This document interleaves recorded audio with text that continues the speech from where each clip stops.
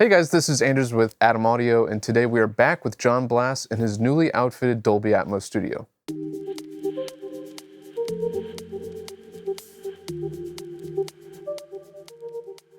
So thanks for having us again, Jon. First question, what are your thoughts on the whole new setup? I've been really thrilled with it. I've been doing quite a bit of Atmos mixing lately, and it's so helpful to have an actual space that I feel comfortable in, that I can listen in, going back and forth between speakers and headphones, and figuring out what really works and how things sound and what works. So yeah, it's been really fun. And so this has been quite a long journey of getting this whole thing installed. Would you mind just kind of recapping the whole signal flow and what we got going on here? So we're starting, I'm working in Pro Tools, and that's my DAW of choice, and that in Atmos, we work then through the Dolby ATMOS renderer, which encodes and decodes the metadata and the audio so that the system knows where to put it in the space. So from there, I'm using the Avid Matrix Studio as my interface of choice, and it's handling any speaker delays and EQ curves, room correction, anything like that is being handled inside. And then I'm monitoring on a 714 speaker setup here, all with Atom A7V monitors. 714 meaning 7 around an LFE channel and 4 in the heights, 4 on the ceiling. It's a very streamlined system to maximize what I really need and what is effective in this space. So far, we've come in and talked to you kind of about your preparation process for outfitting this space, and then we talked to Tony, who is the installer and kind of put all this together. What is one thing that you've learned after it's all been said and done kind of about the process, and is there anything you would have done differently? I think I probably would have hired someone earlier to help with the installation process and planning. Some people do it themselves, and that was sort of my initial thought and my initial process, and it's totally doable. But for the setup that I wanted and how I was planning to mount the speakers and all those things, I think it would have been helpful to dig in a little earlier with someone who had experience doing that. It can be difficult to hang things from the ceiling, so it's especially at precise locations. And so having someone with experience doing that was really useful. Personally, I'm glad I didn't do it myself, and also it's totally doable to do it yourself, and that's part of what we want to show here, is that this is attainable. Like, you know, if you're working in music and music production, you know, there's all kinds of degrees of money you can spend putting an Atmos room together, but you can do it at a relatively affordable level. Now that it's been installed, kind of what have you learned since starting to work primarily in Dolby ATMOS? It's a constant learning curve. This format and working in music in this format is very new. That makes the technical challenges difficult, because there's a lot of catching up that needs to happen, and software that needs to be developed, and tools that need to be created to make this simpler and easier. So it can get a little bit complicated from that standpoint. And then just the creative aspects, it's a constant learning curve. To move from stereo to a complete immersive format, there's new tools and there's new strategies and there's new problems, and every single mix I'm doing, I'm learning something new. How I want to set up the workflow, to what plugin I like for this task, or like what is getting the sound to impact me the way I want it to, is a constant learning curve. So it's both inspiring and challenging, and it's been a lot of fun.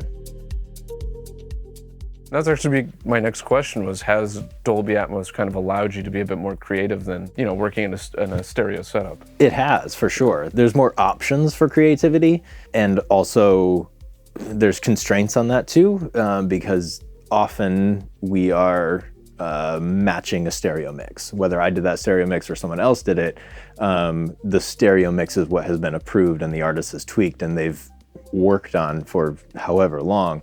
And so there sometimes is freedom to do really interesting and fun things, and sometimes you're a little constrained by the direction that the project is already.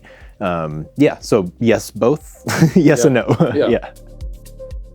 After Tony installed it, you had a couple people from Dolby come out and tune the room specifically for Atmos. Can you talk a little bit about that process and what that was like? Yeah, that was a really interesting process.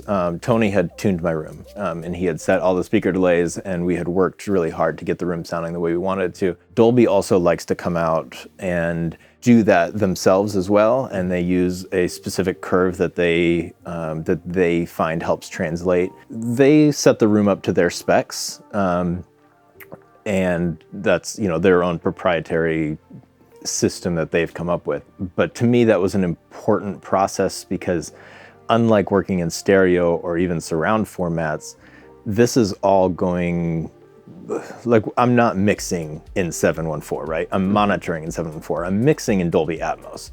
And so how that translates into however else it's being monitored, whether that's through a sound bar or through Amazon Echo or whatever it is, all that math is being done by Dolby's software. So to me, it was important to listen to what they're saying works, because they're the ones working on that software to ensure that it translates properly.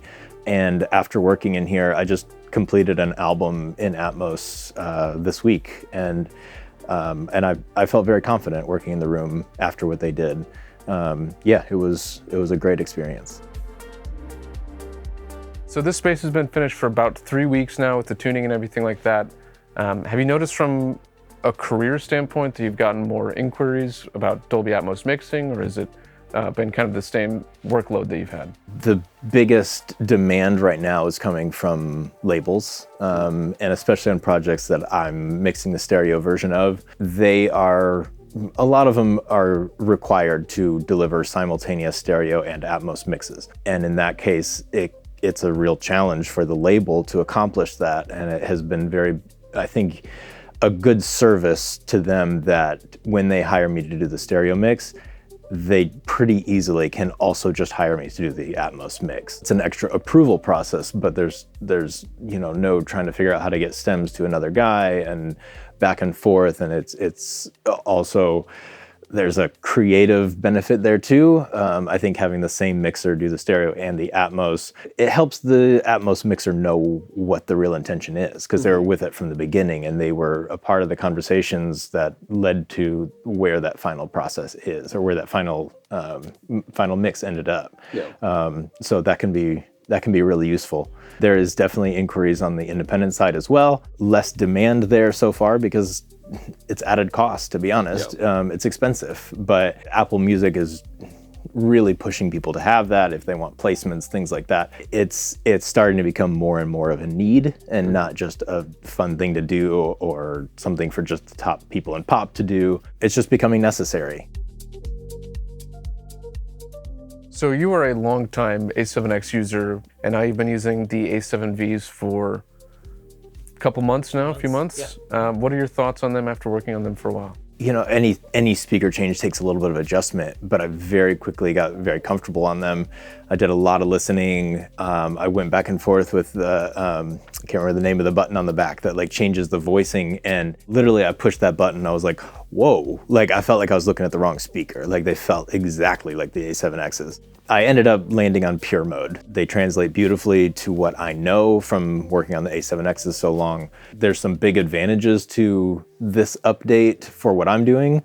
The rotatable waveguide for the tweeter is necessary, right? I hung 4 ceilings that are horizontal, and that's a huge benefit. Things like the A-Control software, I think, are going to provide a lot of benefit to people that I'm doing, as I mentioned, the room correction and delays in the DADman software through the interface.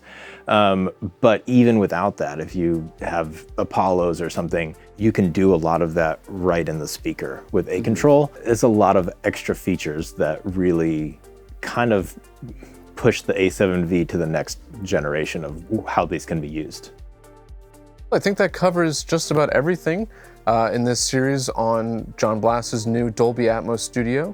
If you guys have any questions, please leave them down in the comments. We'll be sure to get to them as soon as we can. And be sure to stay tuned for a future video where Jon will be diving into a Dolby Atmos mix and showing some of the tips and tricks that he's learned along the way. Thank you for having us again, Jon. My pleasure. Where can people learn more about what you do and how to connect with you. My website or Instagram is probably the best, which are both Jon Blass, JONBLASS, at Jon Blass on Instagram and jonblass.com.